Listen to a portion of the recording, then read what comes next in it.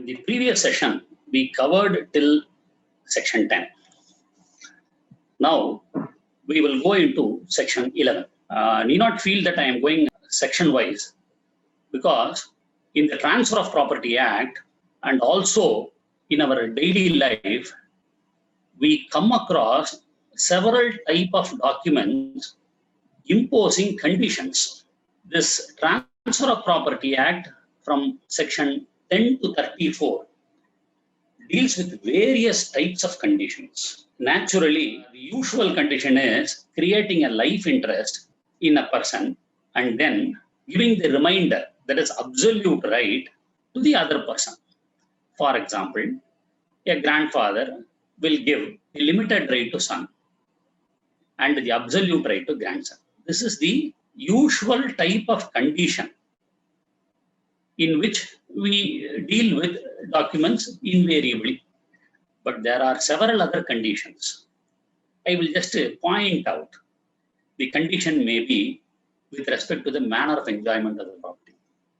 You can only use it like this: a residential portion and not business, cannot sublease, a restriction, a factor, a limitation is placed on the enjoyment.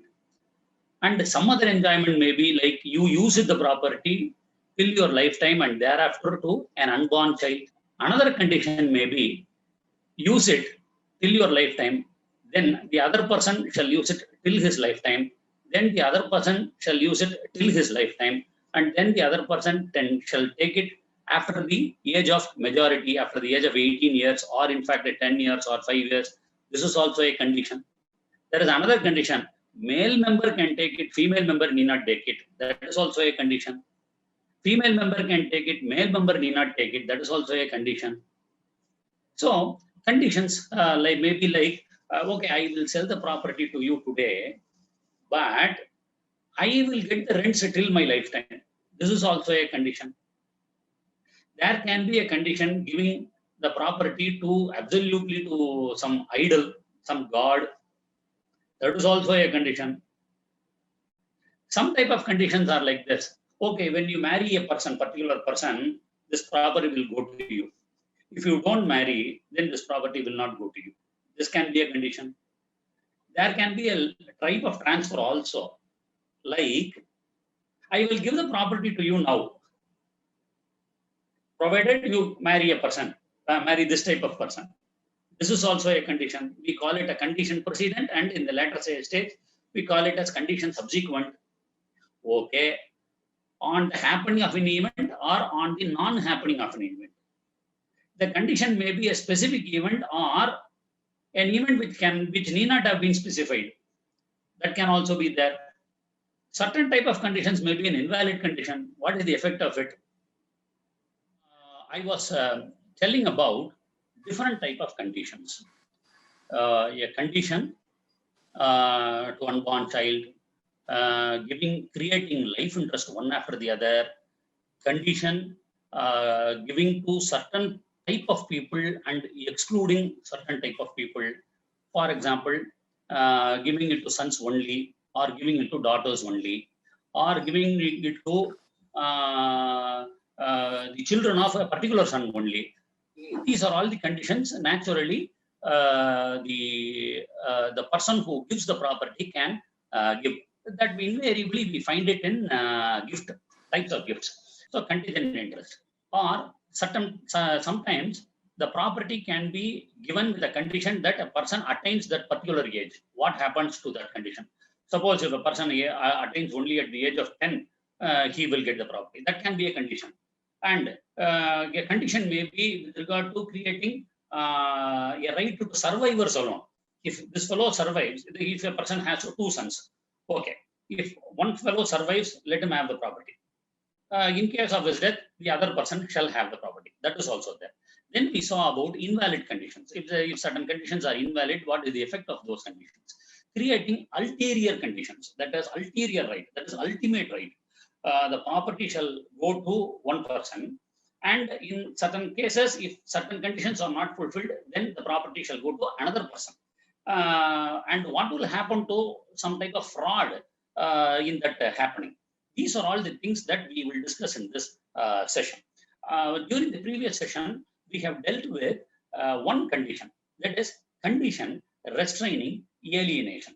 What does that mean? Condition restraining alienation means an absolute right is given to the party, that is to the beneficiary.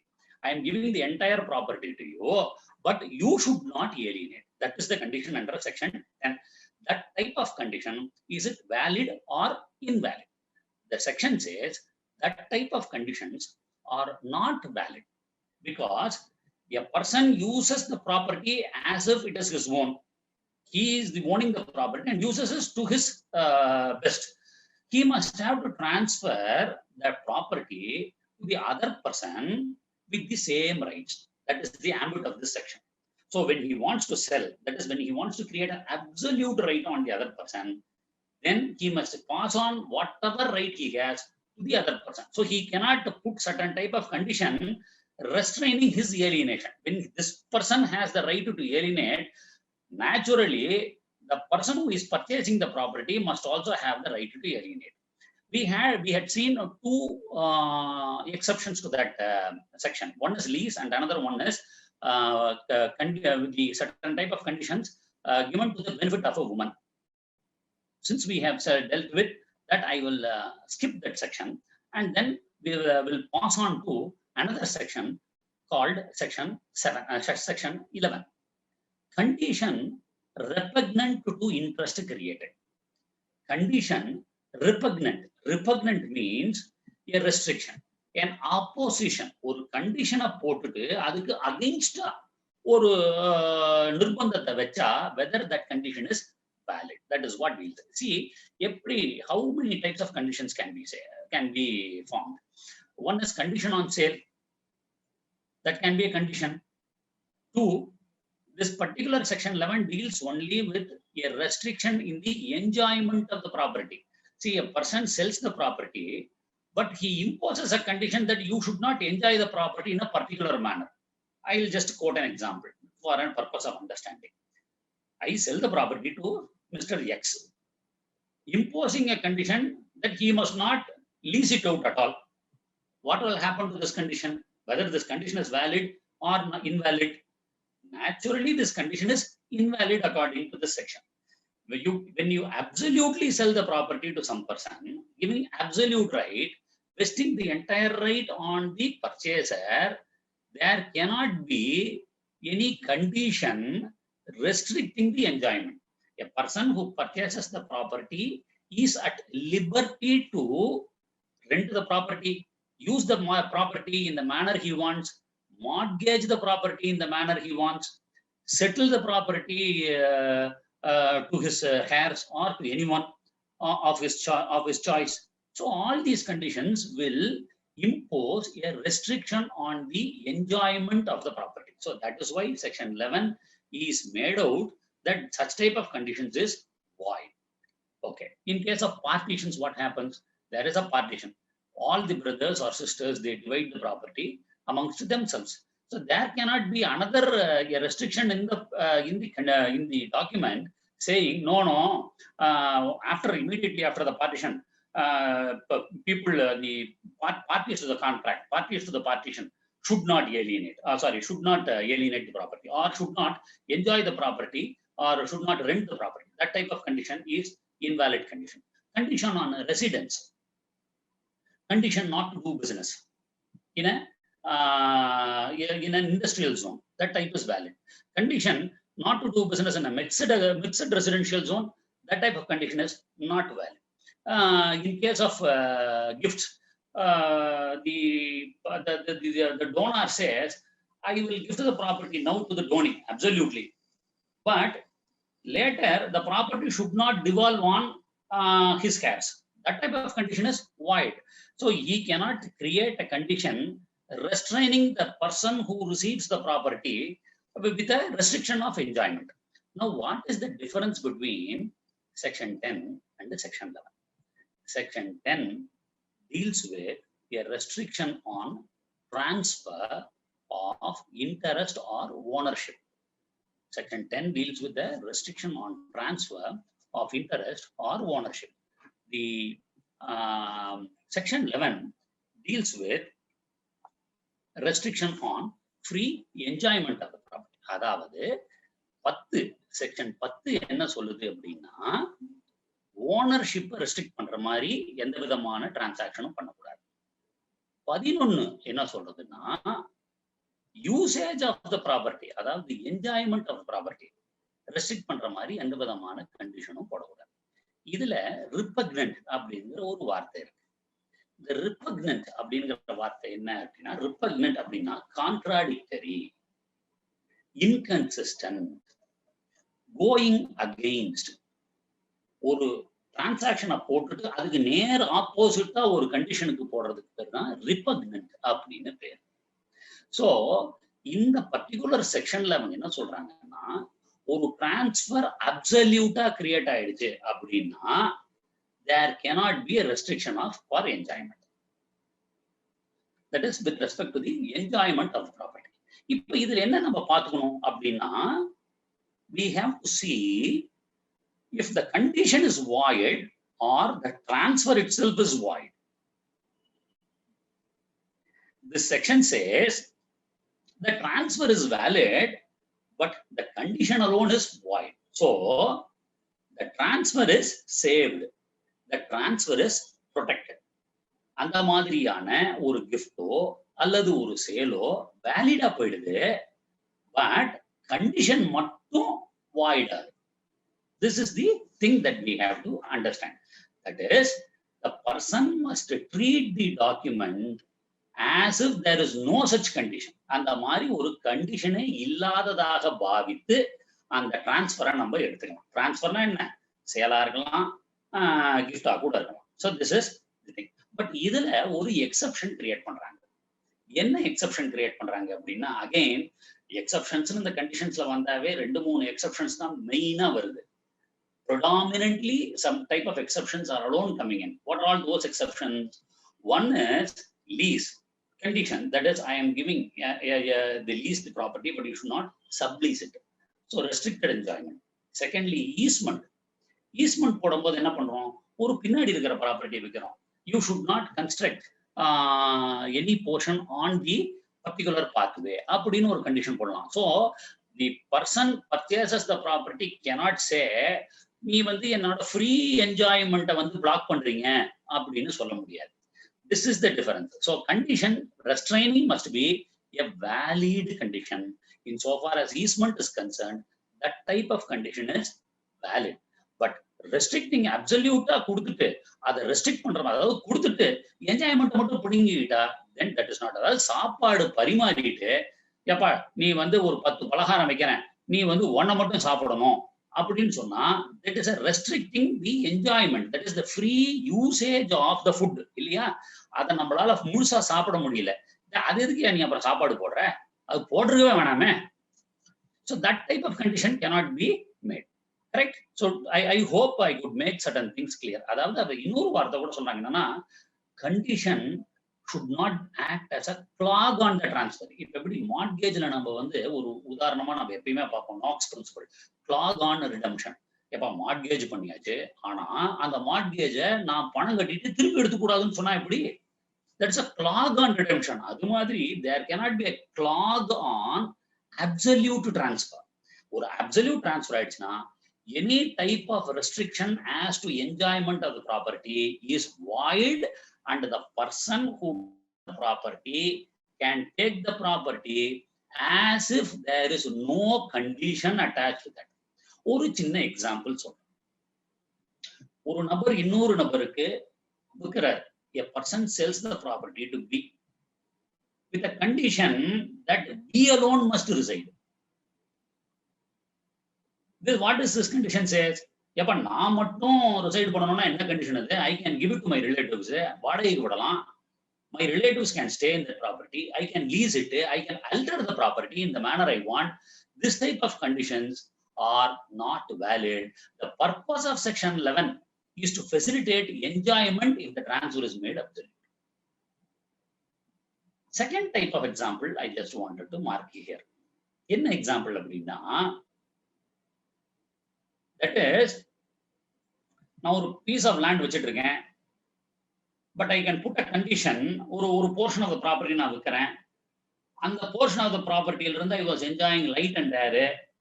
நீங்க வந்து ஒரு குறிப்பிட்ட ஒரு ஏரியால மட்டும் நீங்க செவுரு வைக்க கூடாது, restricting the free flow of air அப்படினா I can put a condition. That is easement rewrite உண்டான condition.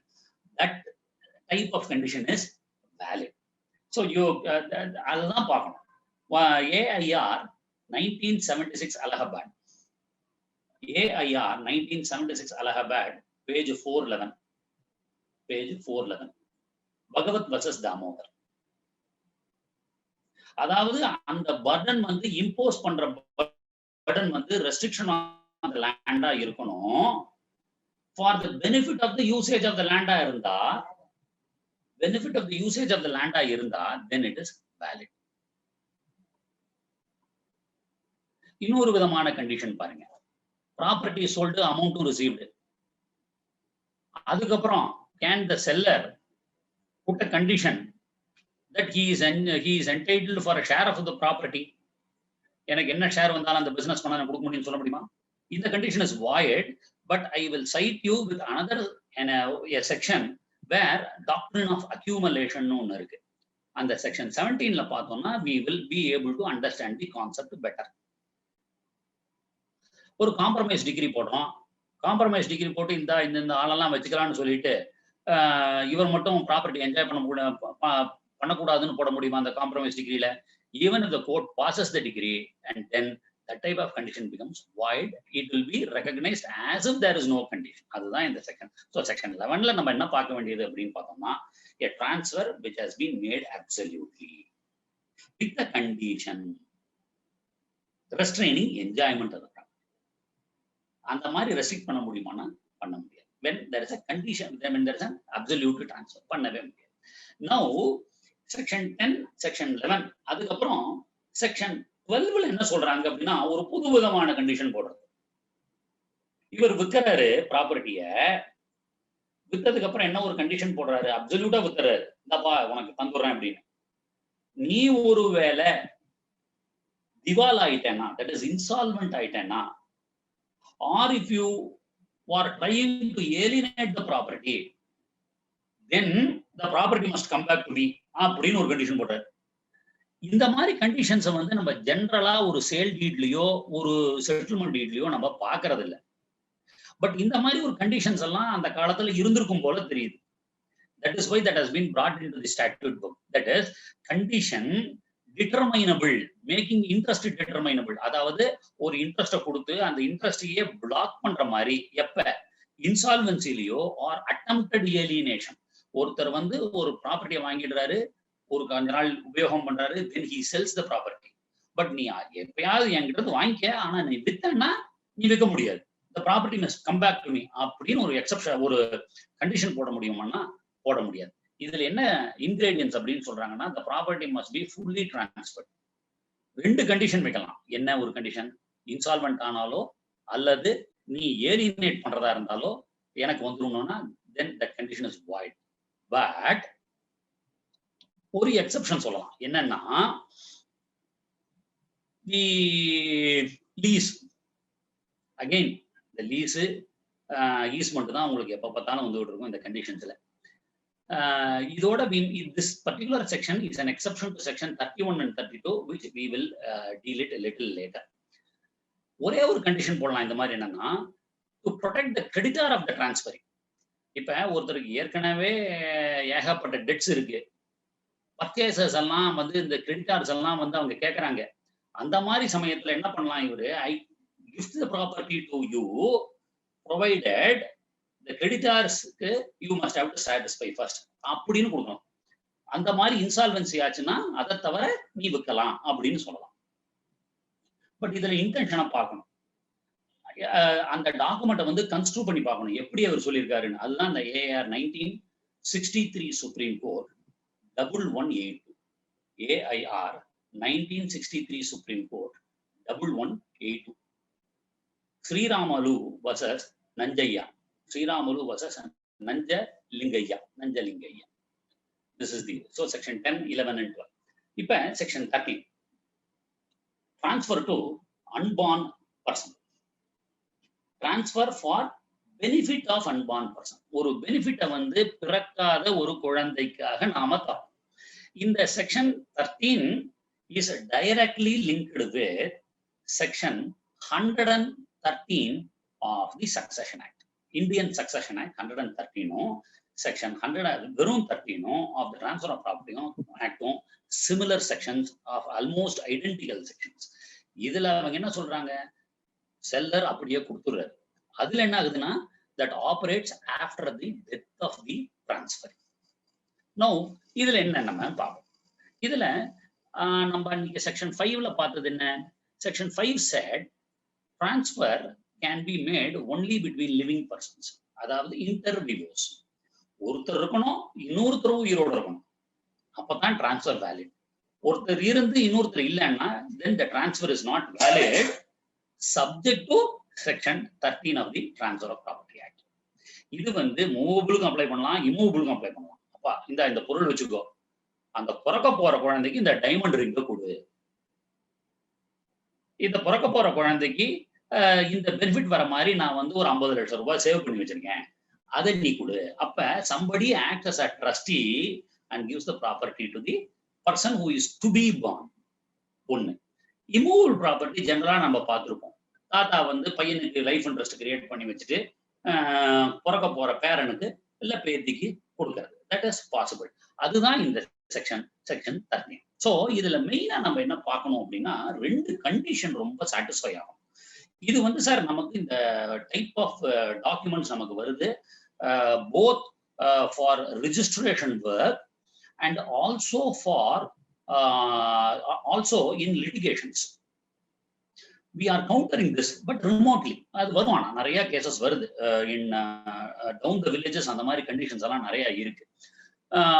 இது என்னன்னு நம்ம கண்டிஷன்ஸ் நம்ம பார்ப்போம். 2 மெயினான கண்டிஷன்ஸ் நம்ம புரிஞ்சுட்டோம்னா then we will be able to understand the concept of transfer for the benefit of unborn person.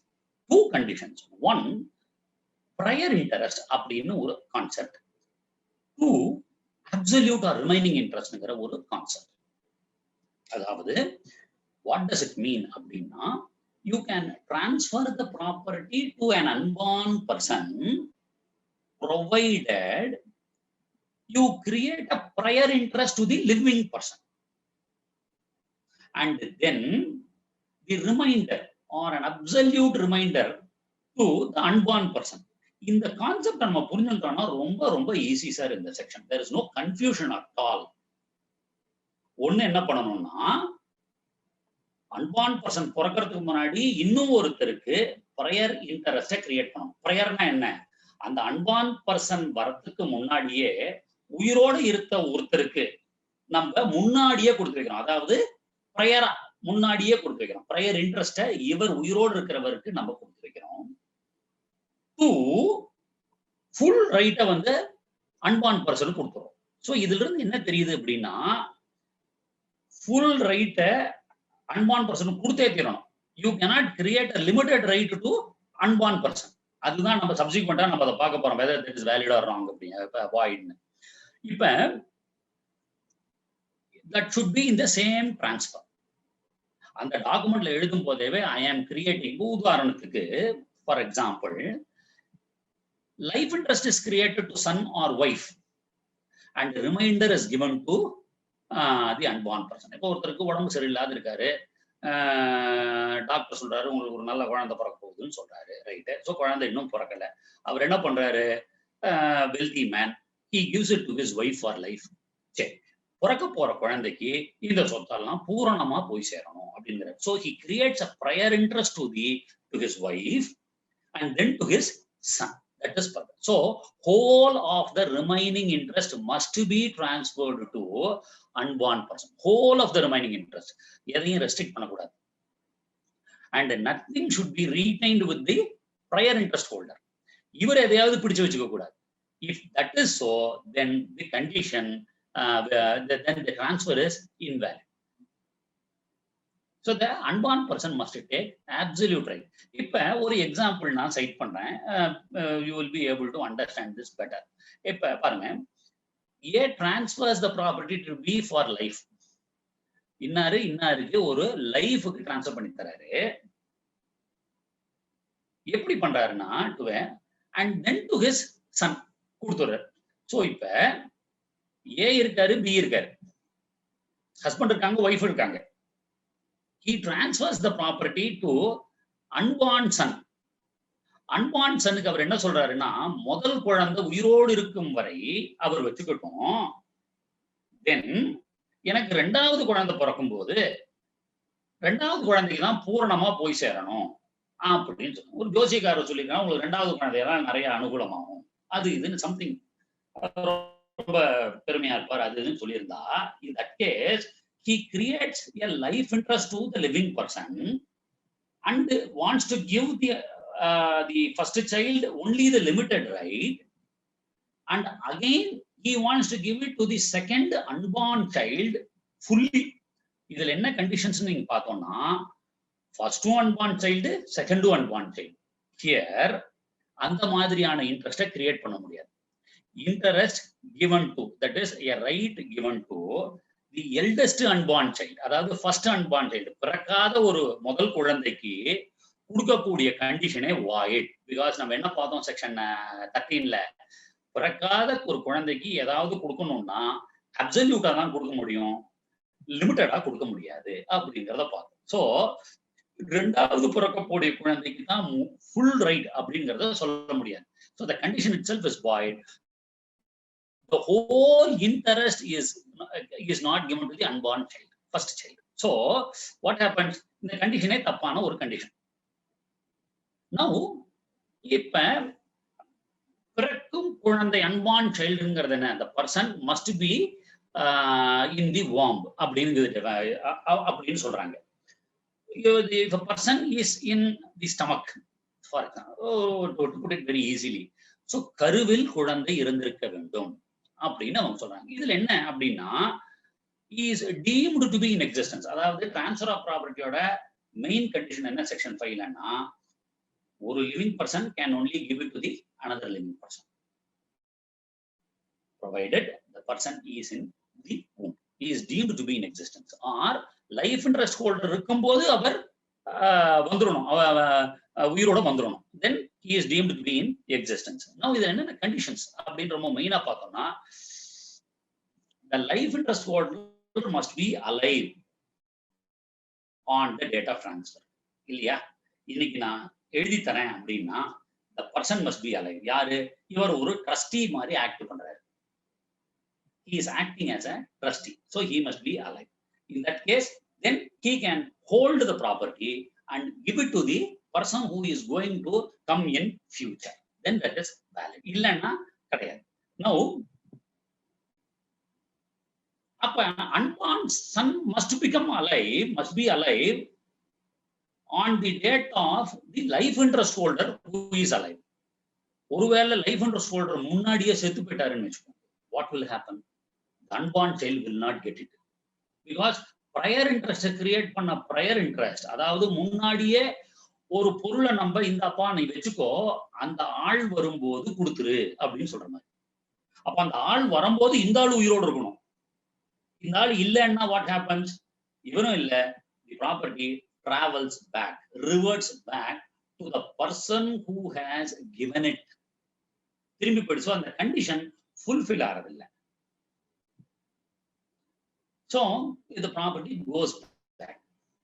இந்த மாதிரியான கண்டிஷன்ஸ் ஒரு சின்ன உதாரணம் சொல்லுவோம். அதாவது என்னன்னா, ஹிந்துஸ் கிட்ட முதல்ல இந்த மாதிரி அன்பார்ன் சைல்டுகெல்லாம் கொடுக்கக்கூடிய மாதிரி கஸ்டம்ஸ் கிடையாது. பட் டாகூர் வர்சஸ் டாகூர் அப்படிங்கிற ஒரு பழைய கேஸ் என்ன சொன்னாங்க, transfer to this unborn person is void அப்படின்னு சொன்னாங்க.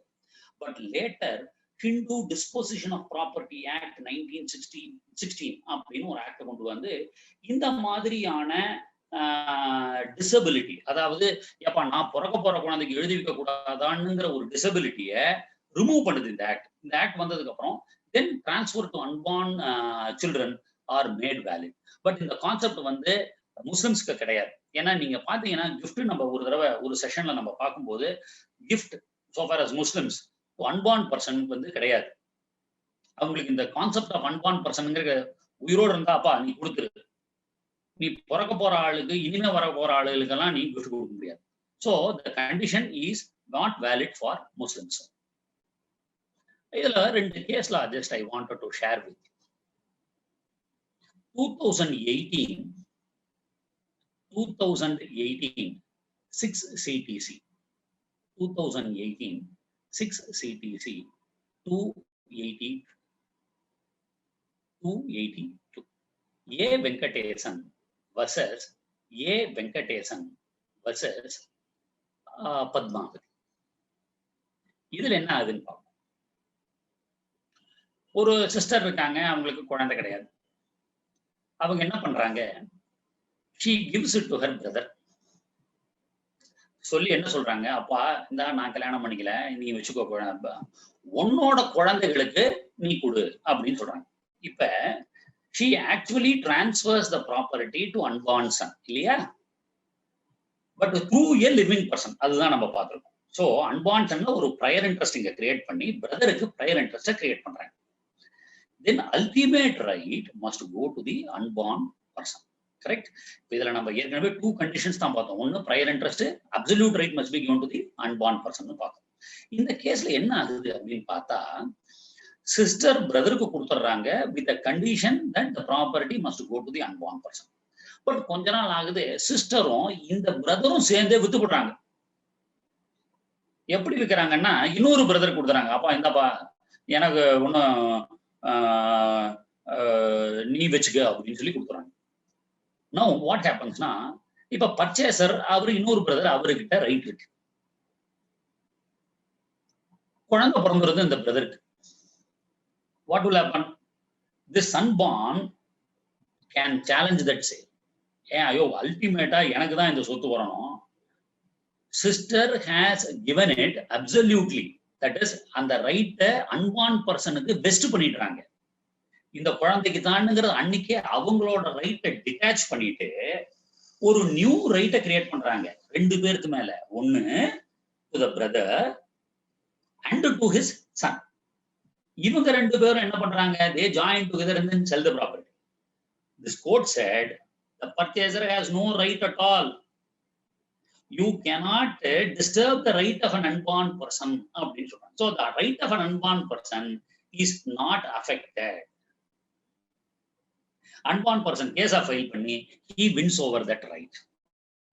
He files the case after 50 years. By the time the purchaser's son was in occupation of the property, the suit for possession was decreed. 2018 6 CTC 218 in the case. Another case for just to find out how என்னென்ன காம்பினேஷன்ஸ்ல case வருதுங்கிறதுக்காக தான் I am giving it different combinations. 2020 3 CTC 487 2020 3 CTC 487 Nagarajan and others versus Selvam and others. Nagarajan and others versus Selvam and others. இது ஒரு situation. Transfer to unborn person கொடுத்துறாரு. இந்த கேஸ்ல transfer to unborn person is valid provided it is to be effected through a living person. This is one principle. Provided it should be go through a living person, right? இதுல என்ன பண்றாங்க, அதாவது நான் இந்த session start பண்ணும்போது, இந்த செக்ஷனை பத்தி start பண்ணும்போது 2 சொன்னேன். Section 13 is equivalent to section 113 of the Succession Act அப்படின்னு சொன்னேன். அதாவது இதுல டிரான்ஸ்பர் ஆயிடுது உயிரோடு இருக்கும்போது, அதுல 113 என்ன ஆகுதுன்னா, it starts after the death of the person because it is a will. இந்த வில்லுல இந்த கேஸ்ல என்ன சொல்றாங்கன்னா, வில்லுல he gives a life interest to grandson and absolute right to great grandson. So by the time the grandson was living, இவருக்கு 50 வயசு இருக்கு, grandson பிறக்கிறாரு, அவருக்கு 10 வயசுன்னு வச்சுக்கோங்க. He gives the life interest to that person, absolutely, sorry, life interest, and then to great grandson, அவரோட கொள்ளு பையனுக்கு கொடுக்குறாரு. இந்த கிராண்ட்சன் என்ன பண்றாரு, ஏகப்பட்ட கடன் வாங்கி வச்சு he lost the property through sale by court auction. he lost the property by sale by court auction. Purchaser வாங்கிடுறாரு in the court auction. What happens? Great grandson files the case. அப்பா no எனக்கு தான் இந்த property வந்திருக்கு. The purchaser does not have any right. The court decrees his case. It said unborn personோட ரைட்டை question இது பண்ண முடியாது. Nobody can disturb it. Limited right தான் அவருக்கு இருந்திருக்கு. He sold the property. The property was brought in court auction sale. And the purchaser, even though he takes possession of the property, he does not have any absolute right. So, subject to prior right அப்படிங்கிறதா இந்த செக்ஷன்ல சொல்ல ஒரு முக்கியமான விஷயம். Subject to prior right. இன்னும் ஒரு section 30. Interesting case என்னன்னா 2017 5 CTC 2017 5 CTC 821 சீத்தையம்மாள் வர்சஸ் ராமகிருஷ்ணன் ஆசாரி. சீத்தையம்மாள் வர்சஸ் ராமகிருஷ்ணன் ஆசாரி. இந்த கேஸ்ல பெக்வத் பண்றவருக்கு 2 ஒய்ஃப் இருக்காங்க. இவர் என்ன பண்றாரு? he gives to both of his wives. இந்தப்பா 2 நீங்க வச்சுக்கோங்க ஃபார் லைஃப் டைம் அப்படின்னு சொல்லிட்டு, அண்ட் அதுக்கப்புறம் என்ன பண்றாரு? இவரோட பிரதருக்கு கொடுக்குறாரு ஃபார் லைஃப். பிரதருக்கு லைஃபுக்கு கொடுத்துட்டு and then to their sons கொடுக்குறாரு who were unborn. ஸோ ஒய்ஃபுக்கு ஃபர்ஸ்ட் ரைட் கிரியேட் பண்றாரு. அவங்க லைஃப் டைமுக்கு அப்புறம் இவரோட பிரதருக்கே லைஃப் டைம் கொடுக்குறாரு. And thereafter absolutely to his children. அவங்க they were not born at that time. So இப்ப என்ன ஆகுது? லைஃப் இன்ட்ரெஸ்ட் ஆப்ரேட் ஆகுது till the lifetime of wives.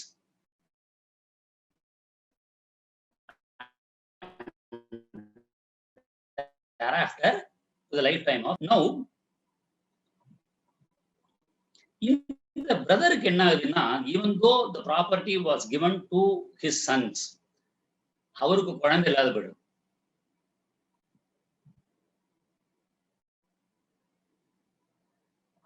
But என்ன ஆகுதுன்னா, இந்த ஒரு சிச்சுவேஷன்ல he had 3 brothers and 3 brothers take the property.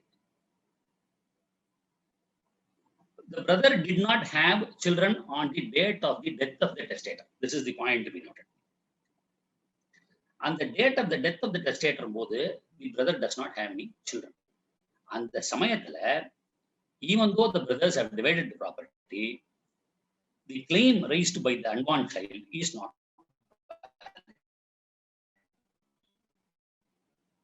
Okay. So section 13 and slowly march into section 14. Section 14, perpetuity. Often we counter only these 2 sections, section 13 and section 14. Perpetuity, rule against perpetuity. அதாவது இதை வந்து they say it as a rule against perpetuity. This is equivalent to section 114 of the Succession Act. Perpetuity na enna? Perpetuity அப்படின்னா continuing forever. அதாவது ஒரு இவர் என்ன பண்றாரு? He gives the property as if he wants the property to be held forever. அதாவது யாரும் நீங்க விற்கவே கூடாது அப்படின்னு அவர் சொல்றாரு. That is called perpetuity. No interest in the property is good unless it must vest for maximum 18 years. இதுதான் sir நம்ம பார்த்துக்கணும். அதாவது அன்பான் சைல்ட்ல நம்ம 2 விஷயம் பார்த்தோம். ஒண்ணு என்னன்னா prior interestங்கிறது ஒண்ணு பார்த்தோம். அப்சல்யூட் இன்ட்ரெஸ்ட்ங்கிறது அன்பான் சைல்டுக்கு கொடுத்துருக்கணும் அப்படிங்கிறத பார்த்தோம். பெர்பெச்சுவிட்டிங்கிறது என்னன்னா ரொம்ப சிம்பிள். இந்த பெர்பெச்சுவிட்டின்னு ரூலை இன்வோக் பண்ணணும்னா எல்லாரும் உயிரோடு இருக்கணும், கடைசி ஆள் வரைக்கும் உயிரோடு இருக்கணும். இப்படி உயிரோடு இருந்துகிட்டு இருக்கும் பொழுது any number of life interest create பண்ணுவோம். அதாவது உனக்கு எடுத்து தாம, அவனுக்கு எடுத்து தாம, அவனுக்கு எடுத்து தாம, அவனுக்கு எடுத்து தாமன்னு. பட் கடைசி ஆளுக்கு போகும்போது மேக்சிமம் 18 இயர்ஸ் தான் கிரியேட் பண்ண முடியும். ஒன்ஸ் அப்ப அவன் 18 வருஷம் வந்த உடனே அந்த ப்ராப்பர்ட்டி அவனுக்கு கொடுத்துரு அப்படின்னு சொல்றதுதான் இந்த செக்ஷன். இதுல அவங்க ஒரு வார்த்தை சொல்றாங்க. என்ன சொல்றாங்க அப்படின்னா, இட் கவர்ஸ் போஸ்துமஸ் பீரியட். அதாவது a person born after the death of the father, அந்த போர்ஷனையும் அது கவர் பண்ணும் அப்படின்னு சொல்றாங்க. இது என்னன்னா, இப்படி லைஃப் இன்ட்ரெஸ்ட் இருக்கிறவங்க வந்து தே ஷுட் நாட் ஏலியனேட். அதாவது அவங்க லைஃப்க்கு அதை யூஸ் பண்ணிக்கலாம். ஒரு அப்சல்யூட்டா ஒரு ஒரு ஒரு பர்சனுக்கு கொடுக்கும் பொழுது அவன் பர்டிகுலர் ஏஜ் வந்த உடனே கொடுத்துரு அப்படின்னு சொல்றதுதான் இந்த செக்ஷனுடைய தாற்பயம். இதுல வந்து என்னன்னா மேக்சிமம் 18 இயர்ஸ் கொடுக்கலாம். அதுக்கப்புறம் அந்த பர்சன் உள்ள வந்துட்டாருன்னா then it should be given to the last person that 18 இயர்ஸ்க்கு கிரியேட் பண்ணி வைக்கலாம். இஃப் இந்த கேஸ்ல வந்து இஃப் சப்போஸ் செயின் கட் ஆயிடுச்சுன்னா then the property goes back to the original owner. இது எல்லா கண்டிஷன்ஸ்லயுமே அதுதான்.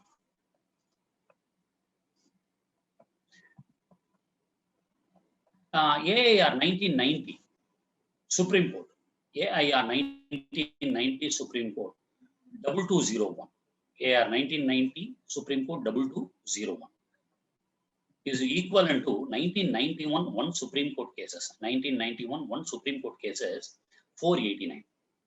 வீரத்திலகம் versus ரமேஷ். இதுதான் அந்த பிரின்சிபல் சொல்றாங்க.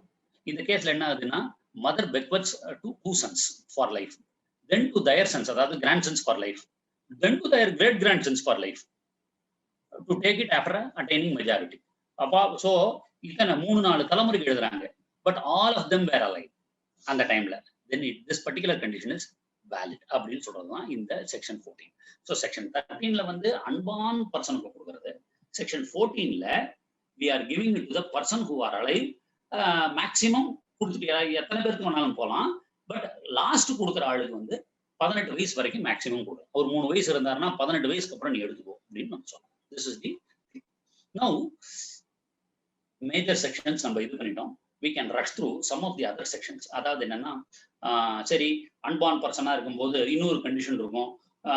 பிறக்க போற பெண் குழந்தைக்கு மட்டும் கொடுக்கும், give the property only for female childன்னு கொடுக்கலாம், or give the property only for male childன்னு கொடுக்கலாம்.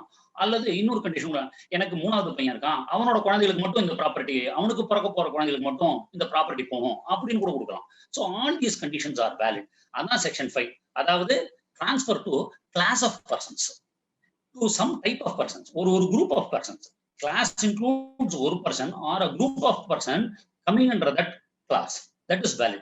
2020 1 CTC 157, 2020 1 CTC 157. இதுல என்ன பண்றாருன்னா ஒரு கண்டிஷன் போடுறாங்க செட்டில்மெண்ட் டீட்ல. அதாவது மேல் ஹேர்ஸ்க்கு மட்டும் தான் போகணும் அப்படின்னு சொல்றாங்க. பட் அந்த லைஃப் இன்ட்ரெஸ்ட் ஹோல்டர் என்ன பண்ணிடுறாங்க, மதர், இப்போ கிராண்ட் மதர் வந்து கொடுக்குறாங்க, இந்த அம்மா பொண்ணு நீ வச்சுக்கோ இது ஃபார் லைஃப், தென் என்னோட உனக்கு பிறக்கக்கூடிய ஆண் குழந்தைகளுக்கு மட்டும் போகணும் அப்படிங்கிறாங்க. பட் இந்த அம்மா என்ன பண்ணிடுது, லைஃப் இன்ட்ரெஸ்ட் போதேவே அந்த அம்மாவும் பொண்ணுகளும் சேர்ந்து வித்துப்படுறாங்க. தட் இஸ் இன்வாலிட் அப்படிங்கிறாங்க. ஸோ தட் இஸ் திஸ் கேஸ்லாம். நெக்ஸ்ட் வாட் வில் ஹேப்பன், நம்ம செக்ஷன் 13லயே நான் ஒன்று சொன்னேன். என்ன சொன்னேன் அப்படின்னா, ப்ரையர் இன்ட்ரெஸ்ட் ஹோல்டர் இருக்கணும்னு சொன்னேன். What will happen if the prior interest holder, if the prior interest fails, then the property will go back to the original owner. அதுதான் இந்த section. Transfer will take effect only if the prior interest holder is alive. எந்த இடத்துல chain cut ஆனாலும், 13-14 section 13-14 பொறுத்து எந்த இடத்துல chain cut ஆனாலும் it goes back, இந்த பக்கமா போயிடுது, it will not float down. So any further interest வந்து கிரியேட் பண்ண முடியாது if the chain is cut. AIR 1983 Andhra Pradesh, AIR 1983 Andhra Pradesh, JV Satyanarayana versus Manikam, AIR 1983 Andhra Pradesh, page 139, Satyanarayana versus Manikam.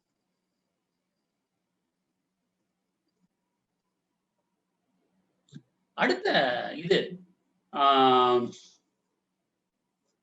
Section 17, doctrine of accumulation.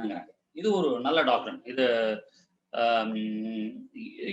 This is a type of condition. என்ன கண்டிஷன்னா,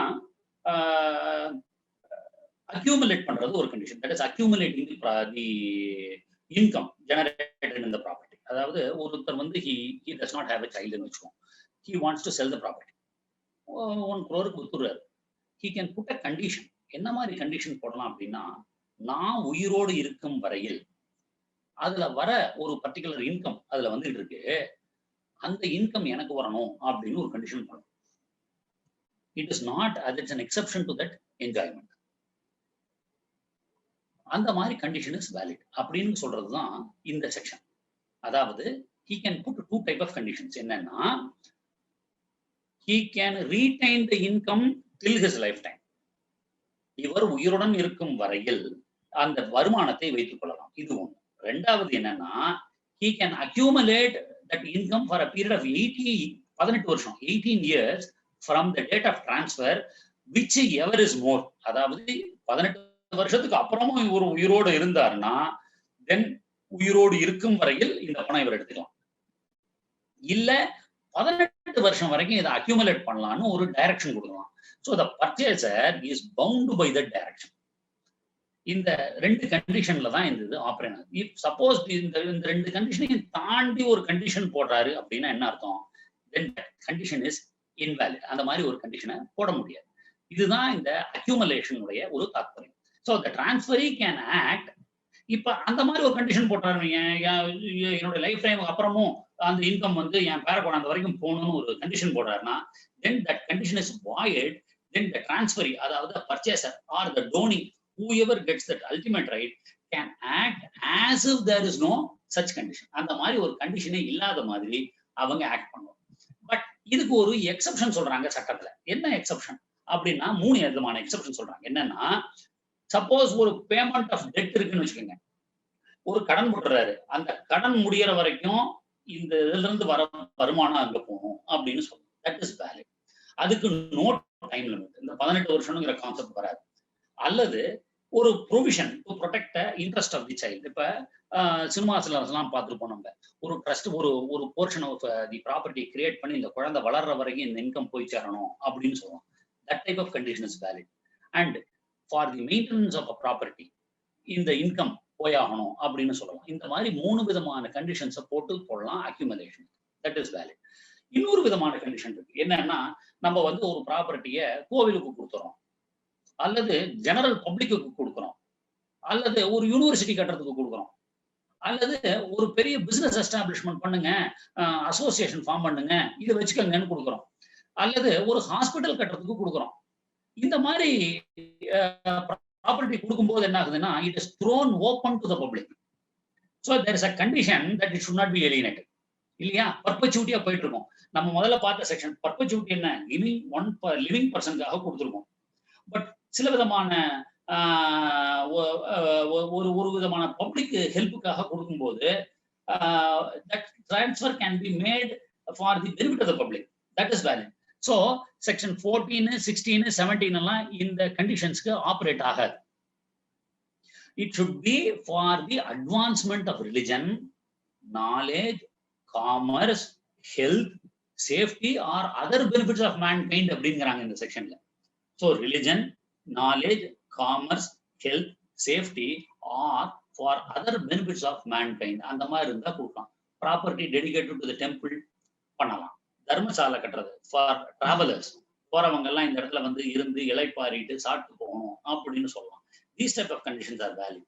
so but ஒரு condition போடுறாருன்னு வைங்க, பிரைவேட்டா ஒரு condition போடுறாரு, that இவரே ஒரு டெம்பிளை create பண்ணிக்கிட்டு இவரோட குழந்தைகளுக்கு தான் இருந்துட்டு இருக்கணும் அப்படின்னா that is not valid. That type of condition is not valid. அதாவது he creates a gift as if his successors alone should benefit அப்படின்னா பர்பச்சுவிட்டியில அடிபட்டுரும். That type of condition is not valid. So இது வந்து டீல் பண்றதுனா that is throwing open to the public deal பண்றது என்னன்னா section 8. இன்னொரு ஒரு another fact நம்ம பார்க்க வேண்டியது என்ன அப்படின்னா vested and contingent. vested interest, contingent interest. vested interestங்கிறது என்ன, நம்ம யூஸ்வலா போடுற transfer deeds, that is sale டீட்ஸ்ல வெஸ்டட் இன்ட்ரெஸ்ட் தான் கிரியேட் பண்றோம். ஒரு ப்ராப்பர்ட்டி இன்னொருத்தருக்கு வித்துறோம், completely vesting the right on the person who takes that property. இல்லையா? Vested right. கண்டிஜென்ட் ரைட் என்னன்னா on the happening or non happening of a specified event. ஒரு situation நடந்தா, இந்த பொண்ணை நீ கல்யாணம் பண்ணிக்கிட்டா உனக்கு வரணும், அந்த பொண்ணு இருந்துக்கணும், திடீர்னு கல்யாணம் பண்றேன்னு சொல்லி திடீர்னு அந்த பொண்ணு வேற ஒருத்தர் கல்யாணம் பண்ணிச்சு. ஸோ இந்த மாதிரி தான் கண்டிஜென்ட் ஆயிடுது அந்த கண்டிஷன். பட் வெஸ்டட் கண்டிஷன்ங்கிறது என்னன்னா ஒரு specific event, certain event, specific certain event. Happen ஆனோம், அப்ப வெஸ்டட் இன்ட்ரெஸ்ட் கிரியேட் ஆகும். இதுல என்ன உதாரணத்துக்கு அப்படின்னா, கிஃப்ட் டீட் எழுதுறோம். கிஃப்ட் டீட் எழுதும்போது என்ன சொல்லுவாரு, எனது இறப்பிற்கு பிறகு I will use a property till my life time, அதுக்கு அப்புறம். அப்ப என்ன இந்த செக்ஷன் 19 என்ன ஒரு பெரிய தாத்பரியம் அப்படின்னு நம்ம பார்த்தோம்னா, இவரோட இவரோட இறப்பு வந்து டெத் வந்து சர்டன். ஆனா என்னைக்கு சாக போறாருன்னு தெரியாது. சோ வாங்கிட்டவர் வந்து எப்ப செத்தா பரவாயில்லன்னு நினைச்சிட்டு இருக்க கூடாது. So death is a certain, it is an event which will specifically happen, but we do not know the timeline. எப்ப வேணாலும் ஆகலாம், without specifying the timeline. So definitely and the event, but that event is to be performed, is to happen. அப்ப so this also says on the happening of an event which must happen, then the interest is vested, then the interest is created, unless contrary intention is shown in the transfer. வேற ஏதாவது ஒரு குயித்தியா ஒண்ணு எழுதாது இருந்தா then it is a vested interest. இதுல தான் நம்ம நிறைய cases நடத்துறோம். என்னன்னா வில்லா செட்டில்மெண்டா, அப்ப நாமன் கிளேச்சர் பார்க்கணும். அதாவது மேல் இருக்கிற இதை மட்டும் பார்த்துட்டு நம்ம பண்ணக்கூடாது. we must also go deep into the document, interpret the document அப்படிங்கிறாங்க. பட் இந்த செக்ஷன்ல என்ன சொல்றாங்க அப்படின்னா, ஒரு இதை ரொம்ப கிளியரா சொல்லிடுறாங்க இந்த செக்ஷன்ல. அதாவது you cannot infer N interest is not vested, நீ பாட்டு இன்ஃபர் பண்ணிக்க முடியாது. அதாவது என்னுடைய வாழ்நாளைக்கு பிறகு அப்படின்னு என்னுடைய சுவாதீனத்தை நான் அப்புறமா கொடுக்குறேன் அப்படின்னு சொன்னா, யூ கேனாட் சே பொசஷன் கொடுக்கல அதனால கிஃப்டே ஆகலைன்னு சொல்ல முடியாது. Possession is not a mandatory thing in cases of gift. ரைட்டை அப்படியே கொடுக்கணும், ரைட்டை அப்படியே, that is immediately if it is given, then the interest is immediately created. Of course enjoyment can be postponed அப்படின்னு சொல்றாங்க இந்த செக்ஷன் 19ல. அப்ப ரெண்டு மூணு காம்பினேஷன்ஸ் அவங்க பாக்குறாங்க. என்னன்னா, prior interest கொடுத்துக்கணும், it must be reserved for someone, or direction for accumulation இருந்திருக்கலாம், or there can be a condition on the happening of a particular event, the property will go to a particular person அப்படின்னு சொல்லலாம். These are all vested interest. அதாவது டாக்குமெண்ட்டை நம்ம படிக்கும் போது ஒன்னே ஒண்ணு பார்க்கணும், என்னன்னா இந்த ப்ராப்பர்ட்டி அவருக்கு கொடுத்தாச்சா அப்படிங்கிறத நம்ம பார்க்கணும். நௌ ஒரு கேஸ்ல எனக்கு இந்த கேஸ்ல என்ன சொல்றாங்கன்னா, ரொம்ப ப்ரிடாமினண்டா ஒரே ஒரு விஷயம் தான் சொல்றாங்க, இன்டென்ஷன் மஸ்ட் பி சீன். அந்த டாக்குமெண்ட்டை படிச்சு பார்த்து அதுல என்ன இன்டென்ஷன் இருக்குங்கிறத பாருங்க. அதுக்கப்புறம் டிசைட் பண்ணுங்க வெதர் இட் இஸ் வெஸ்டடா இல்ல கண்டிஜென்டா அப்படிங்கிறத பாருங்க. 2020 1 CTC 406, 2020 1 CTC 406, M Jayameri versus M Joseph, M Jayameri versus M Joseph. அதாவது செக்ஷன் 19 அதே மாதிரி equal to section 119 of the succession act.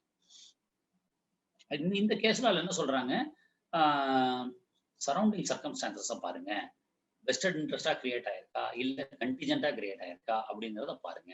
அப்படி அதுக்கு ஏத்த மாதிரி இந்த ப்ராப்பர்ட்டி வில் டிவால்வ் அப்படிங்கிறாங்க. நெக்ஸ்ட் இன்னொரு செக்ஷன் வந்து தான் 21, 19ல இருந்து ஜம்ப் ஆனோம்னா 21. அந்த இதுல என்ன சொல்றாங்கன்னா, the interest is created when அப்படின்னா, ஒரு ஈவெண்ட் ஹேப்பன் ஆயிருக்கணும், அப்பதான் அன்சர்டன் ஈவெண்டா இருக்கணும். ஆர் அந்த சமயத்தை அந்த கண்டிஜென்சி ஒரு இப்படி நடக்கலாம் அப்படி நடக்கலாம் அப்படின்னும் போது கண்டிஜென்சி ஈவெண்ட் கிரியேட் ஆயிடுது. அந்த மாதிரி சமயத்துல அந்த ஈவெண்ட் ஹேப்பன் ஆகும் போதுதான் அந்த ப்ராப்பர்ட்டி அவர்கிட்ட போகுது. இப்ப ஒரு பாயிண்ட இன்டர்வீனிங் செக்ஷன்ல சொல்றாங்க. செக்ஷன் 20ல என்ன சொல்றாங்க அப்படின்னா, இப்ப சப்போஸ் அன்பார்ன் சைல்டு இருக்கு, அந்த குழந்தை பிறக்கலாம், எப்ப வெஸ்ட் ஆகுது அப்படின்னு பார்த்தா, immediately after the son is born, unborn son is born. ஒருத்தர் ஒரு ப்ராப்பர்ட்டி அன்பார்ன் சனுக்கு கொடுக்குற, அந்த குழந்தை 10 நாள் தான் உயிரோடு இருக்குது, அதுக்கப்புறம் செத்து போயிடுது. What happens? திருப்பி ஓனருக்கே போயிடுமா? போகாது.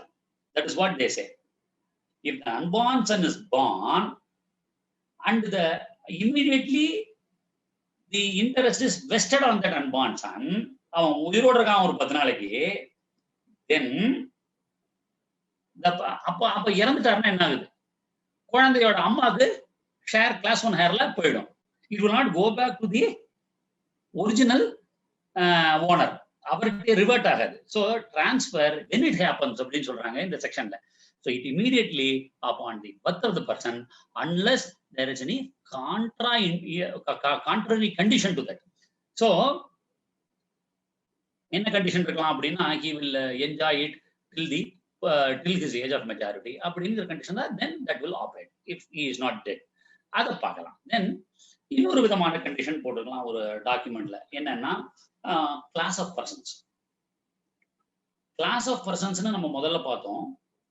இந்த கிளாஸ் ஆஃப் பர்சனே must attain the age of a particular age. அப்பதான் பெஸ்ட் ஆகும் இவங்களுக்கு. இவன் 10 வயசு ஆனதுக்கு அப்புறம் இந்த ப்ராப்பர்ட்டியை அப்சல்யூட்டா எடுத்துக்கணும் அப்படின்னு ஒரு கண்டிஷன் போட்டா then that condition is valid. அதுதான் செக்ஷன் 22. ஸோ கண்டிஜென்டா கிரியேட் ஆகி 10 வருஷம் வரைக்கும் உயிரோடு இருக்கணும். அந்த கண்டிஜென்டா கிரியேட் ஆகி அது வெஸ்டட் ரைட்டா மாறுது. A contingent right converts to a vested right on the attainment of that age. Suppose அவன் 10 வயசுக்குள்ள செத்து போயிட்டான்னு வைங்க, the property goes back. 10 வருஷம் உயிரோட இருந்துட்டான்னா இந்த கண்டிஜென்சி அவன் கிராஸ் பண்ணதுக்கு அப்புறம் வெஸ்டட் ரைட்டா அது மாறுது. Now ஒரு கண்டிஷனல் டிரான்ஸ்ஃபர்ஸ் அப்படின்னு சொல்றாங்க. கண்டிஷனல் டிரான்ஸ்ஃபர்ஸ் அப்படின்னா என்ன? இதைத்தான் condition சப்சிக்வெண்ட்ங்கிறாங்க. An interest is created on a transfer. The condition must be workable. வேணும்னே ஒரு 100 கிலோமீட்டர் நட அப்படின்னு சொல்றது, உனக்கு இந்த ப்ராப்பர்ட்டி தரேன் அப்படின்னு 1 மணி நேரத்தில் நடக்க முடியுமா? It cannot be done. So இந்த எல்லா கண்டிஷன்ஸையும் போடுங்க. ஆனா this conditions must B workable condition. ஒரு கண்டிஷன் இம்பாசிபிளா இருக்கக்கூடாது அப்படின்னு சொல்றதுதான் இந்த செக்ஷன். அப்புறம் ஒர்க்கபிள் கண்டிஷனா இருக்கணும். It should not be forbidden by law. சட்டத்தால் ஏற்றுக்கொள்ளக்கூடிய கூடாத கண்டிஷனா இருக்கக்கூடாது. ஒரு இம்மாரல் பிராக்டிஸ் பண்றதுக்காக டிரான்ஸ்பர் பண்ண முடியாது. Or defeating the provisions of லாவா பண்ண முடியாது. ஃப்ராட்லண்டா பண்ண முடியாது. Or it should not be opposed to public policy. அந்த மாதிரி இருக்கக்கூடாது. ஸோ கண்டிஷன்ஸ்னா என்னன்னா conditions must be a valid conditions அப்படிங்கிறது தான் இந்த பர்டிகுலர் செக்ஷனுடைய தாற்பயம். Now fulfilment of the condition அப்படிங்கிறாங்க. எப்ப? அதாவது ப்ராப்பர்ட்டியை தந்துடுறாங்க. You just see the analogy, next analogy. எப்படின்னா ஒரு கண்டிஷன் கொடுத்துட்றாரு, எப்பா நீ இந்த கண்டிஷனை ஃபுல்ஃபில் பண்ணா நீ இதை எடுத்துக்கோ அப்படிங்கிற. அதாவது ஒரு பொண்ணு இருக்கு, இந்த பொண்ணை நீ கல்யாணம் பண்ணிக்கிட்டேன்னா இந்த ப்ராப்பர்ட்டி. ஸோ அவர் என்ன பண்றாரு, ஃபர்ஸ்ட் போய் அந்த பொண்ணை கல்யாணம் பண்ணிக்கிறாரு, தென் இந்த ப்ராப்பர்ட்டி கிடைக்கும். ஸோ இந்த கண்டிஷனே கிரியேட் பண்றாங்க. If A marries B then the property is. So இவர் கண்டிஷனை ஃபுல்ஃபில் பண்ணதுக்கு அப்புறம் இந்த ப்ராப்பர்ட்டி எடுத்துக்கிறார். ஃபர்ஸ்ட் என்ன, அப்ப தேர் ஷுட் பர்ஃபார்மன்ஸ் ஃபர்ஸ்ட் ஆயிடுது, தென் ப்ராப்பர்ட்டி பெஸ்ட் ஆகுது இல்லையா? இந்த கண்டிஷன் சப்சிக்வெண்ட்ல என்ன ஆகுதுன்னா ப்ராப்பர்ட்டியை முதல்ல கொடுத்துடுறாரு, then he must have to perform the condition. இந்தப்பா நான் இந்த ப்ராப்பர்ட்டியை கொடுத்துட்றேன், ஆனா இந்த பொண்ணை நீ கல்யாணம் பண்ணிக்கோ அப்படிங்கிறார். What will happen? இவர் ப்ராப்பர்ட்டி வாங்கிட்டு அந்த பொண்ணை கல்யாணம் பண்ணிக்கலன்னா என்ன ஆகும்? தட் இஸ் பண்ணிட்டாருன்னா கண்டிஷன் சப்சிக்வெண்ட் அவர் பண்ணிடுறாரு, then fulfils the condition, then the property actually vests on the person who takes that property. But வேணும்னே ப்ராப்பர்ட்டியை வாங்கிட்டு கல்யாணம் பண்ணிக்காத போயிட்டாருன்னு வைங்க, then the property will revert back. But இந்த கண்டிஷன்ஸ்ல ஒரே ஒரு முக்கியமான விஷயம் என்னன்னா, எந்த மாதிரி கண்டிஷனை வந்து கட்டாயம் ஃபுல்ஃபில் பண்ணிருக்கணும், எந்த மாதிரி கண்டிஷனை வந்து ஓரளவுக்கு ஃபுல்ஃபில் பண்ணிருக்கணும் அப்படிங்கிறது.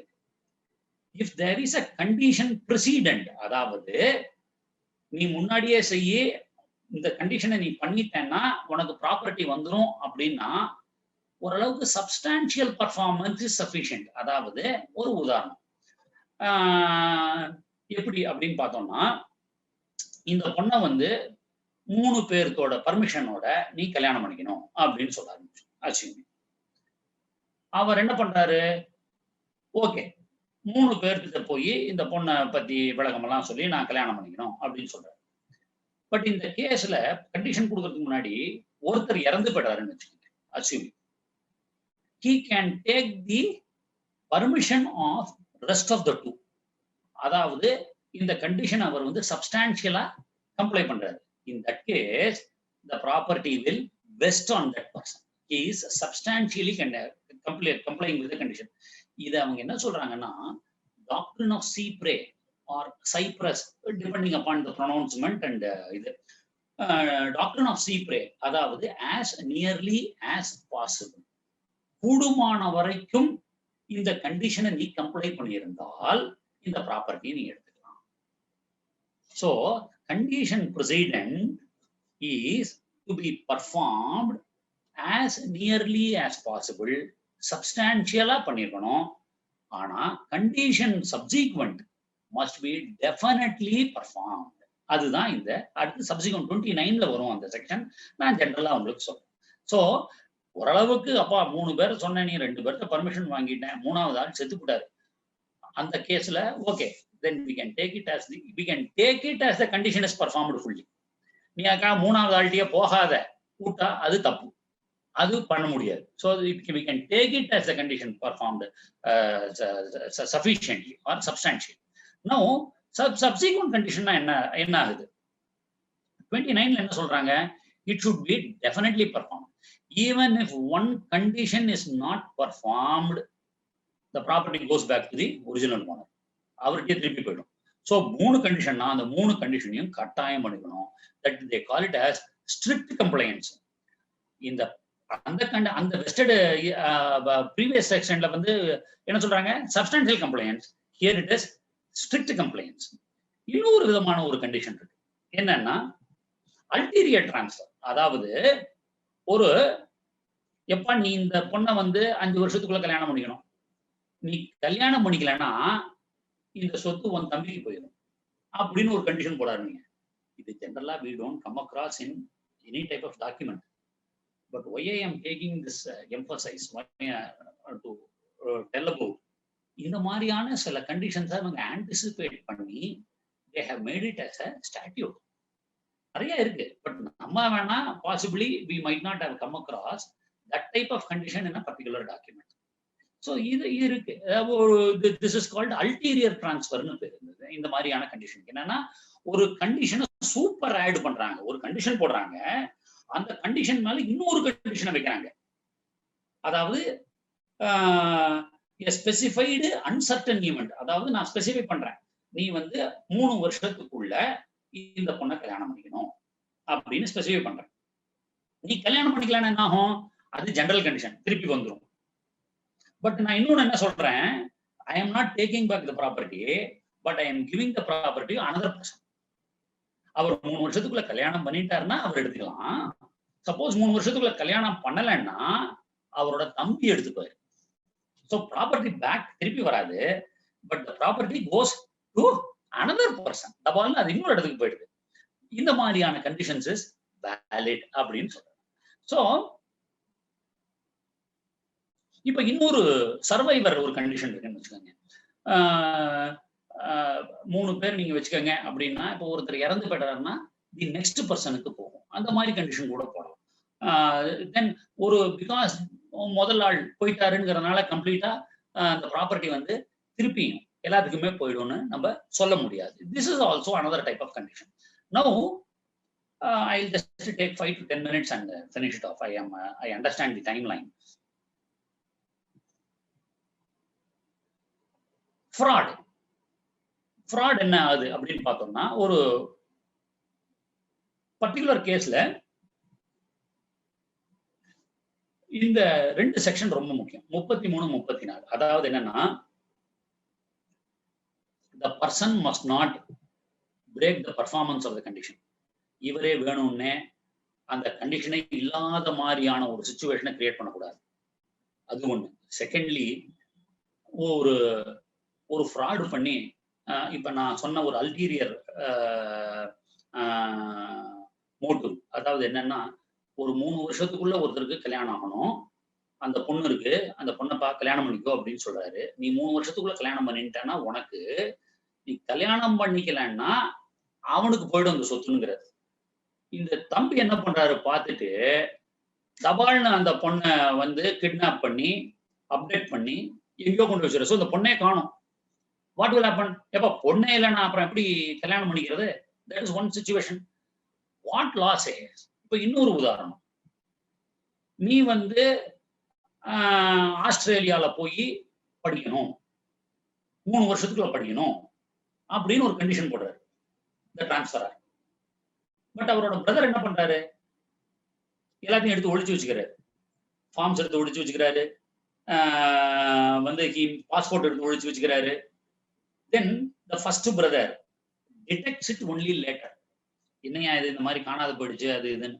இப்போ of course we have the chance of applying it, reapplying it. But நான் ஒரு ஹைபோதெட்டிக்கல் சிச்சுவேஷன் நான் சொல்றேன்.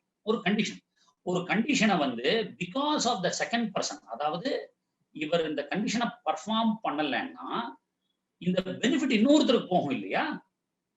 அந்த ரெண்டாம் நபர், the person who is ultimately entitled for the benefit, if he makes the condition not workable by the first person, then the time lag is excused.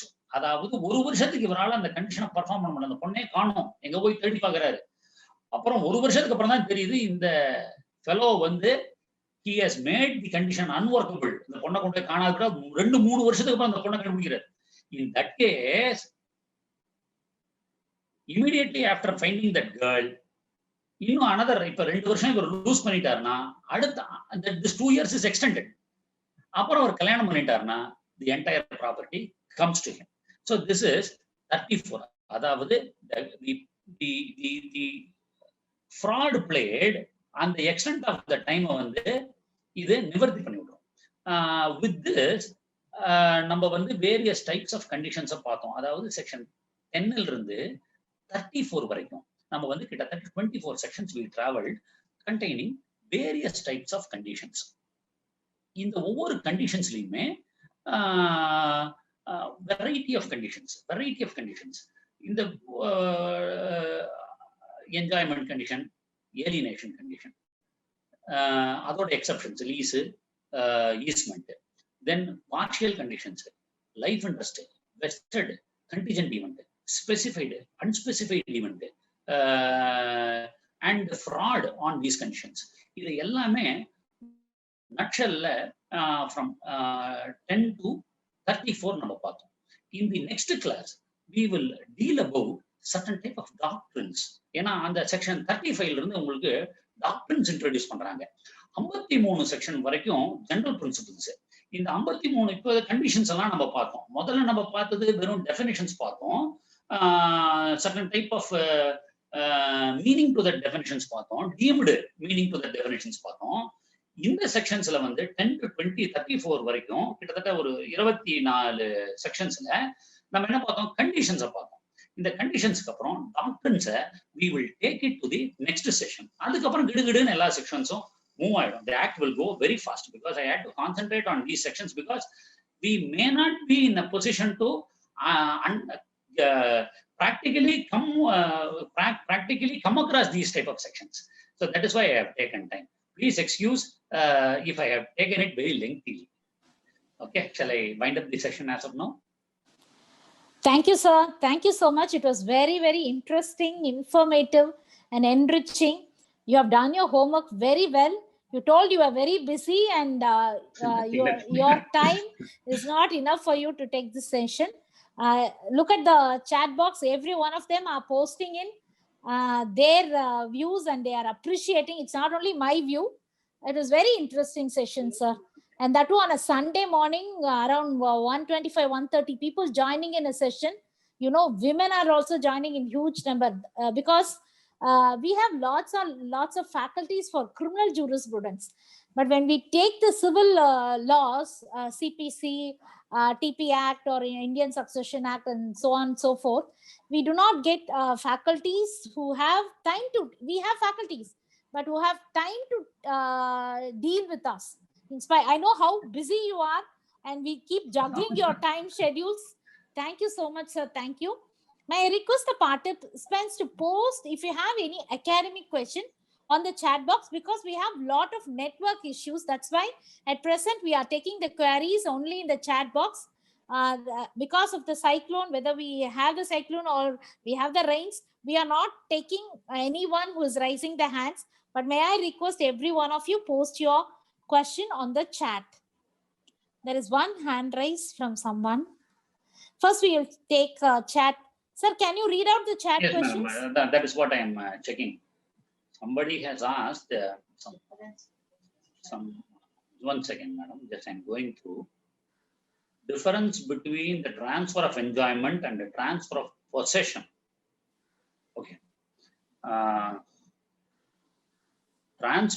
Difference between transfer of enjoyment and possession.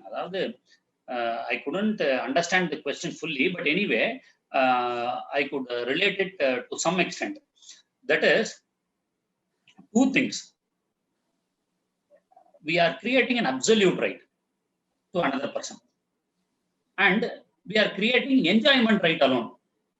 In the case of, again coming to the case of gift, we are giving a particular right to enjoy. A condition, there are two things, that is, condition restraining alienation, condition restraining enjoyment. If the transferor has given the property absolutely, அதாவது முழுதாக கொடுத்து விட்டால், there cannot be a condition restraining alienation. ஏப்பா நானே உனக்கு என்னோட டிரான்ஸ்ஃபரை என்னோட ரைட்டை கம்ப்ளீட்டா உனக்கு கொடுத்துட்டேன், then I don't have any right to put any condition on alienation. But of course, சில விதமான exceptions நம்ம பார்த்தோம். We need not go well into that. Condition restraining enjoyment, அதாவது அப்சல்யூட்டா கொடுத்துட்டு I cannot, அதாவது அப்சல்யூட்டா கொடுத்துறது. Just to see that. இந்த ரெண்டு செக்ஷன்லயுமே அதான் சொல்றாங்க. You create an absolute right on the person, then you cannot create a fetter, அதாவது ஒரு பிளாக் பண்ண முடியாது, ஒரு கிளாக் பண்ண முடியாது, ஒரு கிளவுட கிரியேட் பண்ண முடியாது, ஒரு விதமான கண்டிஷன் போட்டு அவரோட என்ஜாய்மெண்ட் ரெஸ்ட்ரிக்ட் பண்ண முடியாது. So that is restraining enjoyment. ரெண்டும், அதாவது ஏலியனேஷன் ஒண்ணு, என்ஜாய்மெண்ட் ஒண்ணு. பொசஷன்ங்கிறது இஷ்யூ இல்ல கிடையாது. பொசஷன்ங்கிறது என்னன்னா, ஒரு அப்சல்யூட் ரைட்டை கொடுத்துட்டு ப்ராப்பர்ட்டி வித்தா பொசஷனை கொடுத்துறாங்க. பட் இன்னொரு கேஸ்ல என்ன பண்றாரு, அப்சல்யூட் ரைட்டை கொடுத்துறாரு, பட் பொசஷனை கொடுக்கறது இல்ல. பொசஷன் எப்ப கொடுக்கறது இல்லைன்னா, கிஃப்ட் டீட் எழுதுறாங்கன்னு வச்சுக்கோங்க, பொசஷன் ஜெனரலா கொடுக்கறது இல்ல. அவர் he wants to retain possession. It does not mean that he has not given the property. He has, அதான் செக்ஷன் 19ல நம்ம பார்த்தோம், வெஸ்டட் ரைட். உனக்கு நான் வெஸ்ட் பண்றேன், அதாவது வெஸ்டிங்னா என்ன, ஒருத்தருக்கு நம்ம கிட்ட இருந்து எடுத்து இன்னொருத்தருக்கு கொடுத்துறது. he vests, கொண்டு போய் உனக்கு ஒன்று கொடுத்துறாரு. But he retains possession, he retains his enjoyment. That is possible. So அப்சல்யூட்டா கொடுத்ததுக்கு அப்புறம் ஏலியனேஷன் ரெஸ்ட்ரிக்ஷன் பண்ண முடியாது, அப்சல்யூட்டா கொடுத்து சேல்ல கொடுத்ததுக்கு அப்புறம் என்ஜாய்மெண்ட் ரைட்டை இது பண்ண முடியாது. But he can hold his right of enjoyment to a particular period, subject to that exceptions what we have dealt already. Anyway, the person sells his property with a condition that purchaser should not extend sunshade. Of course, there are some case laws, sir. அதான் அந்த condition எப்படி போட்டிருக்காருன்னு பார்க்கணும்.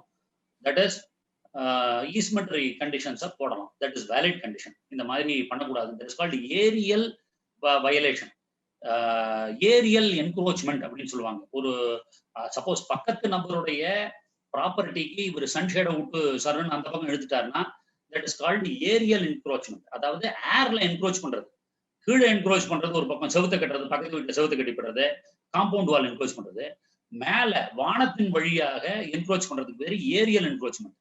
Sunshade போட்டு பக்கத்துல போடுறது. இன்னொன்னு என்னன்னா, இந்த மாதிரியான கண்டிஷன் பண்ணலாம். ஒரே இடத்து நபர், அதாவது நம்ம முதல்ல செக்ஷன் 5ல பார்த்தோம், என்ன பார்த்தோம்னா, transfer can be made in part, அதாவது முழு சொத்துல இருந்து பகுதி சொத்தை மட்டும் இன்னொருத்தருக்கு கொடுக்கறாரு, விற்கிறாரு.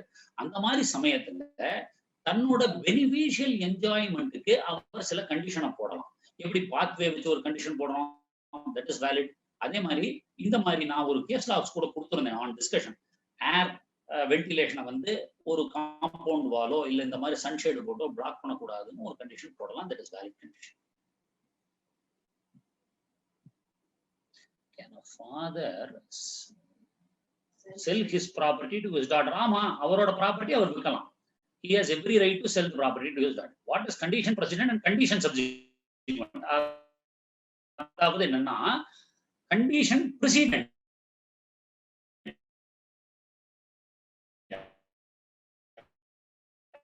அதாவது பிரசிடென்ட்னா என்னன்னா, ப்ராப்பர்ட்டி நீ கண்டிஷனை பண்ணனா உனக்கு, கல்யாணம் பண்ணிக்கிட்டேன்னா உனக்கு, நீ பட்டதாரி ஆயிட்டேன்னா உனக்கு. ஸோ கண்டிஷன் பிரசிடென்ட், அதாவது அந்த ப்ராப்பர்ட்டி அவர் வாங்குறதுக்காக இந்த மாதிரி கண்டிஷன் பண்ணிருக்கணும். அவர் முதல்ல நீ ஒரு பட்டதாரி, என் வீட்டுல பட்டதாரியே கிடையாது, there is no bachelor, no degree holders அப்படின்னா இவர் ஒரு கண்டிஷன் ஃபிக்ஸ் பண்ணலாம். யாரு நீ வந்து ஒரு பிகாம் படிச்சிட்டேன்னா, ஒரு பிஎல் படிச்சிட்டேன்னா, ஒரு வக்கீல் ஆயிட்டானா, ஒரு இன்ஜினியர் ஆயிட்டானா இந்த ப்ராப்பர்ட்டி நீ எடுத்துக்கோ அப்படின்னு அவர் கொடுத்தாருன்னா பிரசிடென்ட், அதாவது இவர் இந்த கண்டிஷனை பர்ஃபார்ம் பண்ணிருக்கணும். பிரசிடென்ட் அதாவது முன்னாடியே இந்த கண்டிஷனை பர்ஃபார்ம் பண்ணிருக்கணும். அப்ப இந்த ப்ராப்பர்ட்டி எடுத்துக்கிறாரு. கண்டிஷன் சப்சிக்வெண்ட்னா என்னன்னா, இந்த ப்ராப்பர்ட்டி அவர் கொடுத்துறாரு. நீ வந்து ஒரு லா டிகிரி வாங்கியிருக்கணும், நான் இந்த ப்ராப்பர்ட்டி நான் கொடுத்துட்றேன், இல்ல இந்த பொண்ணை நீ கல்யாணம் பண்ணி பட் நீ வந்து இந்த பொண்ணை கல்யாணம் பண்ணிக்கணும், நான் இன்னைக்கே உன் ப்ராப்பர்ட்டி கொடுக்குறேன். அதாவது ப்ராப்பர்ட்டி எப்ப வெஸ்ட் ஆகுதுங்கிறது தான் இந்த டிஃபரன்ஸ். ப்ராப்பர்ட்டி பின்னாடி வெஸ்ட் ஆச்சுன்னா, அதாவது ஒரு கண்டிஷனை நம்ம பண்ணதுக்கு அப்புறம் ப்ராப்பர்ட்டி நமக்கு கிடைக்கும்னா that is condition president. Property இப்பயே கொடுத்துட்றேன், ஆனா நீ கண்டிஷனை அப்புறமா பண்ணு அப்படின்னா கண்டிஷன் சப்சிக்வெண்ட். இவர் ப்ராப்பர்ட்டியை வாங்கிட்டு கண்டிஷனை ஃபுல்ஃபில் பண்ணாது இருக்கக்கூடாது, அதுதான் ஸ்ட்ரிக்ட் கம்ப்ளைன்ஸ். பட் கண்டிஷனை ஓரளவுக்கு பண்ணிட்டு ப்ராப்பர்ட்டி வாங்கிக்கலாம். ஆனா ப்ராப்பர்ட்டியை வாங்கிட்டு கண்டிஷனை ஃபுல்லா கம்ப்ளை பண்ணணும், இல்லைன்னா திருப்பி போயிடும் ப்ராப்பர்ட்டி. அதுதான் இந்த difference. Section 13, the condition is transfer only to male child, but the child born is female. What will happen? ஆமா, condition violate ஆயிடுது. Condition violate ஆயிடுது. So that condition to be taken. Can a father sells his property to his, sir, இவரோட property இன்னொருத்தர் கொடுக்குறாரு sir, to his son or daughter, யாருக்கு வேணாலும் கொடுக்கலாம். அவரோட ப்ராப்பர்ட்டி அவரே பண்ணிக்கலாம், no problem. Trust transferred the property which was allocated to charitable purpose by the founder of the trust. Whether such purchaser can have absolute right apart from that. No.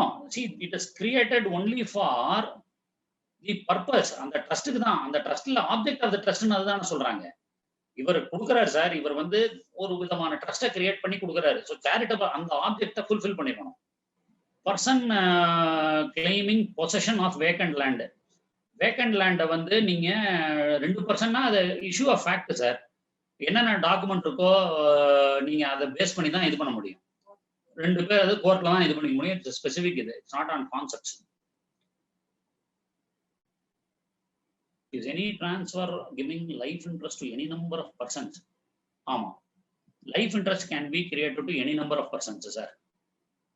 It can be created. that extend to more than 18 years மேல கொடுக்க முடியாது. நீங்க சொல்றது புரியல. அதாவது என்னன்னா, life interest பையன் கொடுக்குறாரு, அவர் 50 வருஷம் இருக்கலாம். பட் நீங்க அன்பார்ன் சைல்டு ஒரு இவங்களுக்கு ஒரு last person, whoever is the last personனா 18 years தான் தர முடியும். அந்த லாஸ்ட் பர்சன், அன்பார்ன் பர்சனுக்கு லைஃப் இன்ட்ரெஸ்ட் கொடுக்கணும்னா you must have to give it only to the that minor. 18 வருஷம் வரைக்கும் நீ வந்ததுக்கு அப்புறம் எடுத்துக்கலாம்னு சொல்லலாம். That is possible. ஸோ இப்ப இருக்கிற லைஃப் இன்ட்ரெஸ்ட் ஹோல்டர் 18 வருஷத்துக்கு மேலே நீ உயிரோட இருக்கலாம். That is not the criteria. Can a father impose condition for marriage of a son for settling the property? அதனால நான் பண்ணலாமே, அவரோட ப்ராப்பர்ட்டியை இந்த மாதிரி போகணும்னு சொல்றாரு. That condition is valid. நம்ம அதை பார்த்தோம். What are the documents are needed to prove transfer of enjoyment? என்ன sir transfer of enjoyment possession எல்லாம் சேல் டீடு இல்ல வேற ஏதாவது டாக்குமெண்ட்? எந்த விதத்துல என்ஜாய்மெண்ட்? இபி, எலக்ட்ரிசிட்டி போர்டு, பட்டா இருந்தா பட்டா. அந்த முதல்ல ஒரு கேள்வி கேட்டாரு, பொசிஷன் எப்படி இது பண்றதுன்னு. அக்ரிகல்ச்சரல் லேண்டா இருந்தா பட்டா இருந்திருக்கும், அதை வச்சு ப்ரூவ் பண்ணலாம். That is possible. Undivided portion of land sold in the year 1975. Now the third party who disturb our peaceful enjoyment of the property. My question is, Partition Act will invoke or அதாவது sir undivided போர்ஷனை விற்கிறார். If I have understood your question right, அதாவது நீங்க என்ன கேட்டிருக்கீங்க அப்படின்னா, ஒரு 3-4 பேர் இருக்காங்க, அதுல அன்டிவைடட் போர்ஷனை இன்னொருத்தருக்கு விற்கலாம் அப்படின்னு section 44 of the transfer of property ஆக்ட்ல என்ன சொல்லுதுன்னா, you can sell the property undivided share to another person பண்ணலாம். In that case, if it is a dwelling யூனிட்டா இருந்ததுன்னா the பர்ச்சேசரோட ரைட் என்ன அப்படின்னா, he can ask for a partition. He can ask for a partition and then take it. அதுதான் section 44 பாருங்க, you will be able to understand it.